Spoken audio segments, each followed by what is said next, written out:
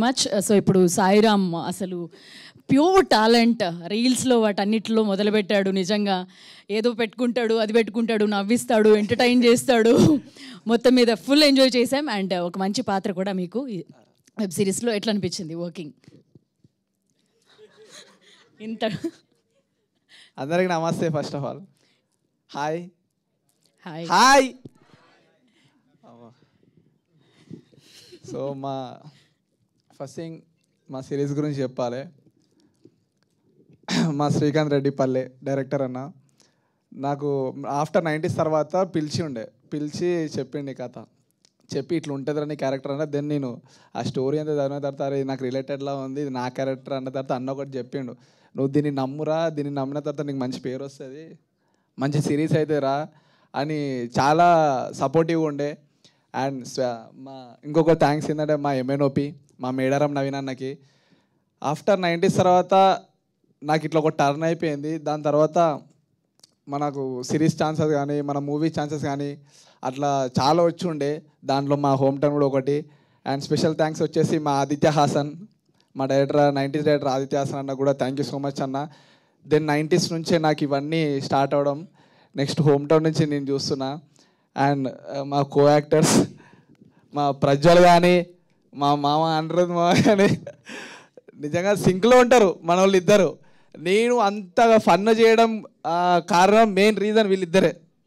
ఈ ఇద్దరు మెయిన్ అన్న వాళ్ళు ఇద్దరు చేయబట్టే దెన్ అంత పండిందని నాకు అనిపిస్తుంది.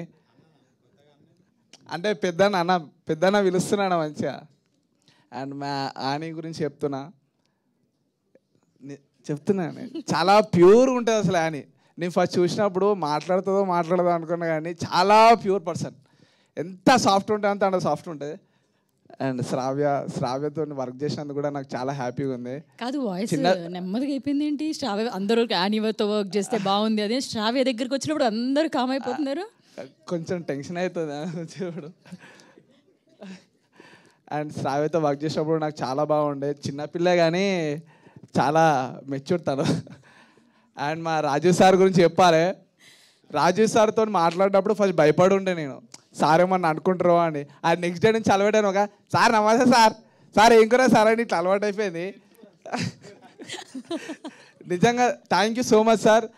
నిజంగా నీకు చెప్తున్నా, లవ్ స్టోరీ సినిమాలు చూసిన తర్వాత మీరు యాక్ట్ చేసిర్రు, అంతా జీవించిన తర్వాత నేను అనుకున్నా సార్తో వర్క్ చేయాలని, కానీ హోమ్ టౌన్ వల్ల అయింది సార్. నిజంగా చాలా సంతోషం వేసింది సార్ మీ గురించి మీతో వర్క్ చేసినందుకు. సార్తో నాకు అన్ని సీన్లు లేకపోయినా కానీ మేము అవుట్ ఆఫ్ ది సెట్లో బాగా ఎంజాయ్ చేసినాం సార్తోనే. అండ్ నెక్స్ట్ వచ్చేసి మా బొబ్బిలన్న నిజంగా మా 90sకి ఎంత గ్రేట్ మ్యూజిక్ ఇచ్చిండో మా హోమ్ టౌన్ కూడా అంతే మ్యూజిక్ ఇచ్చిండో. అందరు 5th ఎపిసోడ్ ఖచ్చితంగా చూడండి. 5th ఎపిసోడ్లో తెలుస్తుంది సురేష్ బొబ్బిల్ అంటే ఏందో. సురేష్ బొబ్బిల్ మాస్ చూస్తారు మీరైతే. And thank you so much each and everyone, ఇక్కడ వచ్చిన మీడియా ప్రెస్ కానీ అందరికీ thank you so much. Thanks a lot. Thank you Sairam. Rajeev Kanakala గారితో సీన్స్ ఉంటే నీ మార్క్స్ పేపర్లు కూడా అడిగేవాళ్ళు. అప్పుడు తెలిసేది నీకు వాళ్ళ అబ్బాయికి కాబట్టి సరిపోయింది, లేకపోతే మీకు పడేది అనమాట. సో అనిరుద్ని మాట్లాడవలసిందిగా రిక్వెస్ట్ చేస్తున్నాం.